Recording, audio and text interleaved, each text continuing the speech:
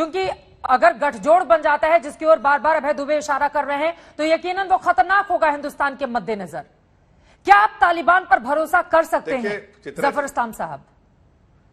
देखिए चित्रा जी, जैसा मैंने कहा कि वो ठोस जो हमारे स्टैंड होंगे, जो कूटनीति होगी, उसका जाहिर है खुलासा हम बाद में करेंगे जब सामान्य स्थिति होगी। लेकिन आज मैं इतना जरूर कहना चाहता हूं कि यूपीए का समय जैसे भारत को ट्रीटमेंट मिलता था आज आप देश से माफी मांगिए, आज वो नहीं है, कमजोर। अरे चुपचाप रहिए, चुपचाप रहिए, बता रहे थे ये कमजोर देश। एक मिनट, उनकी बात सुन लीजिए अभय जी, उनकी बात सुन लीजिए, क्योंकि आपने बहुत सारे सवाल खड़े किए हैं, तो एक बार उनकी बात सुन लीजिए। क्योंकि यहाँ पर बीजेपी वर्सेस कांग्रेस की लड़ाई नहीं है, यहाँ पर हिंदुस्तान को, एक मुल्क को फैसला करना है कि वो किस तरह से आगे बढ़ना है। ठीक है, और ये बोलिए जफर। मैं ये कह रहा हूँ कि देखिए, मैं चित्रा जी, मैं ये कह रहा हूँ कि भारत जो है ये यूपीए के समय का भारत नहीं है, कमजोर देश जिसको देखा जाता है, थर्ड वर्ल्ड कंट्री है, कमजोर देश। आज भारत मजबूत देश है, स्ट्रांग नेशन के गिनती में आता है, उस कड़ी में आता है, और अपनी रक्षा करना जानता है।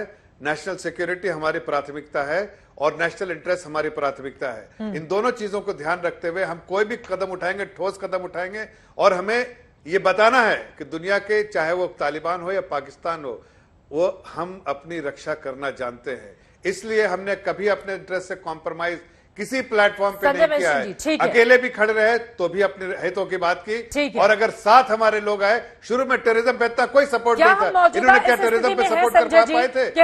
लेकिन हम सपोर्ट करवा पाए, दुनिया को एक साथ लेकर अपनी संप्रभुता, अपने हितों के मद्देनजर फैसला अकेले ले पाए, और अफगानिस्तान को लेकर, तालिबान को लेकर अकेले खुद के मद्देनजर वो कोई भी स्टैंड ले सकता है। क्या आज हिंदुस्तान उस स्थिति में पहुंच चुका है, या फिर चूंकि वेट एंड वॉच की स्थिति है और हम दूसरे मुल्कों को भी देख रहे हैं कि उन लोगों की ओर से तालिबानी सरकार को लेकर क्या रवैया अपनाया जाता है, उसके बाद फैसला लिया जाएगा?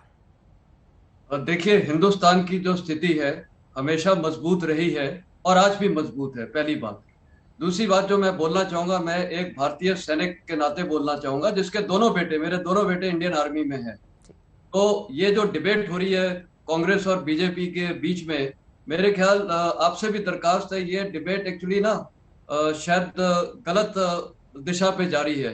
क्योंकि देखिए, हमको पहली बात ये डिसाइड करना है कि हमने आज की तारीख में करना क्या है। मैंने बोला हर चीज देखी जाती है, हालात क्या है। बिल्कुल, आज के हालात हैं वो बहुत क्लियर है कि तालिबान वहां पर अभी पावर में है तकरीबन, और उन्होंने एक रिक्वेस्ट की है, इनिशिएटिव लिया है कि इंडियन से एक कॉन्टैक्ट किया जाए। ये मैं इसको बातचीत भी नहीं बोलूंगा, बातचीत होती है जब बहुत प्रिपरेशन की जाती है, कॉन्टैक्ट था।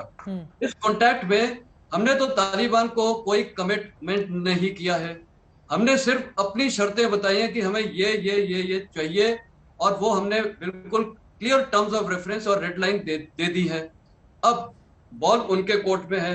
भरोसे करने लायक तो वो है ही नहीं, वो तो हमें सबको पता है। पाकिस्तान भी भरोसे करने लायक नहीं है। पर जब ये पाकिस्तान और इंडिया के बीच में सीज फायर उल्लंघन होती है, तो क्या वो हॉटलाइन से हमारे डीजीएमओ साहब पाकिस्तान के डीजीएमओ को नहीं बताते कि ये बिल्कुल हमें मंजूर नहीं है, सेक्टर में आपने किया तो हम ऐसे ऐसे करेंगे।